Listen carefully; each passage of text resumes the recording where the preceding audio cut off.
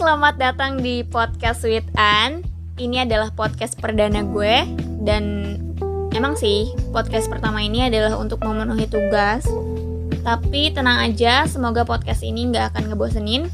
Pertama kita kenalan dulu kali ya. Nama gue Ananda Novitasari. Dan saat ini gue sedang berkuliah di Universitas Singapura Bangsa Karawang, jurusan Ilmu Komunikasi, Fakultas Ilmu Sosial dan Ilmu Politik. BTW, gue ada di kelas 3C. Dan kali ini gue bakal bahas tentang filsafat. Nanti juga gue bakal bahas tentang paradigma positivisme di segmen berikutnya.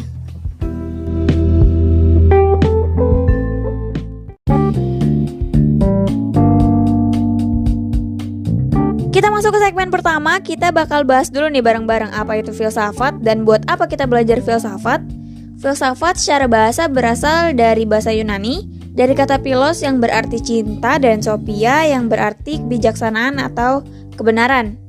Nah, filsuf adalah orang yang sedang mencari kebijaksanaan atau kebenaran. Lalu kenapa kita harus belajar filsafat? Menurut materi pembelajaran filsafat komunikasi yang gue baca, kenapa kita harus belajar filsafat? Jawabannya adalah untuk mengetahui sejak kapan munculnya ilmu pengetahuan dan biar kita mampu berpikir sistematis, kritis untuk memperoleh kebenaran, guys. Habis ini kita bakal bahas tentang paradigma dulu, baru kita bahas tentang positivisme di segmen selanjutnya.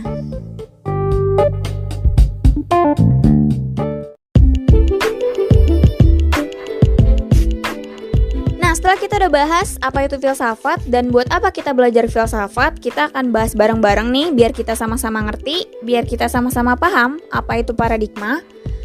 Paradigma yang biasa kita kenal adalah kumpulan keyakinan atau konsep. Nah, lebih lanjut lagi, pengertian paradigma itu merupakan seperangkat teori, asumsi, dan ide yang berkontribusi pada pandangan dunia kita atau menciptakan kerangka dari mana kita beroperasi setiap harinya. Misalnya, kita mungkin pernah dengar ungkapan cara hidup tradisional. Nah, ini merupakan paradigma karena merujuk pada kumpulan keyakinan dan gagasan tentang apa artinya menjadi seorang tradisionalis. Bagi orang-orang yang menganggap paradigma sebagai sesuatu yang penting, ini berfungsi sebagai dasar untuk seseorang berinteraksi dengan dunianya. Nah, ini merupakan salah satu tujuan paling penting dari paradigma, yaitu membentuk kerangka pemikiran dalam mendekati dan terlibat dengan hal-hal atau orang lain.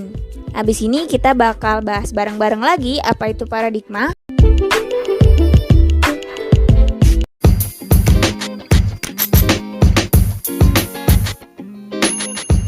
Kita lanjut bahas positivisme setelah kita udah bahas paradigma dan sekilas tentang filsafat tadi di awal.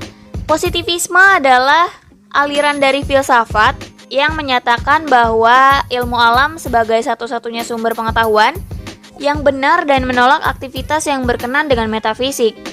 Gak mengenal adanya spekulasi dan semua didasarkan pada data empiris, guys. Kaum positivis juga percaya bahwa masyarakat adalah bagian dari alam dan metode positivis harus diterapkan untuk mengungkap hukum-hukum alam tentang masyarakat. Metode ini juga digunakan dalam ilmu lain pada paradigma positivisme, kayak sosiologi, ilmu sastra. Lalu, karakteristik ilmu alam terdiri dari empiris, yang artinya fakta yang menjadi objek penelitian, tidak metafisik. Hal yang bersifat metafisika tuh nggak bisa dikaji di paradigma positivisme. Kayak hantu, dukun, keajaiban, ataupun ilmu gaib nggak bisa dikaji di sini, guys. Tidak spekulatif. Segala sesuatu harus melalui eksperimen atau metodologis. Lalu bebas nilai, harus memandang objek penelitian secara objektif dan tidak ada kepentingan di dalamnya. Positivisme juga erat dengan universalitas dan generalisasi. Apa sih artinya? Ini bisa kita sebut juga sebagai unifikasi ilmu, yang berarti menyatukan ilmu, menganggap bahwa ilmu itu nggak bisa dibeda-bedain antara ilmu alam dan ilmu lainnya. Semua harus menggunakan metode yang sama, yaitu empiris.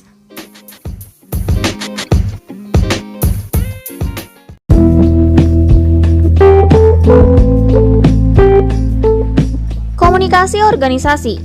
Kita udah komunikasi hampir setiap hari. Bahkan kita komunikasi sejak kita masih bayi, kita menangis. Itu merupakan bentuk komunikasi kita kepada orang tua kita.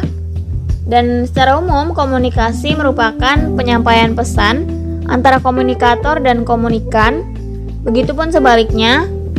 Setelah itu organisasi, kalian mungkin pernah ikut organisasi nggak sih? Di sekolah kah atau di luar sekolah? Definisi dari organisasi sendiri adalah perserikatan orang-orang yang masing-masing diberi peranan tertentu dalam suatu sistem kerja dan pembagian kerja, dalam mana pekerjaan dibagi menjadi perincian tugas, diberikan di antara pemegang peranan, dan kemudian digabung ke dalam beberapa bentuk hasil. Apa sih kaitannya nih antara paradigma positivisme yang dari tadi kita bahas dan kajian komunikasi organisasi ini? Paradigma positivisme menarik metode ilmu alam ke ilmu sosial. Paradigma positivisme mendefinisikan komunikasi sebagai suatu proses linier atau proses sebab akibat yang mencerminkan pengirim pesan komunikator untuk mengubah pengetahuan penerima pesan yang pasif. Paradigma positivisme dalam komunikasi organisasi lebih mengutamakan terhadap proses komunikasinya dan keefektivitasan sebuah komunikasi di dalam suatu organisasi, guys.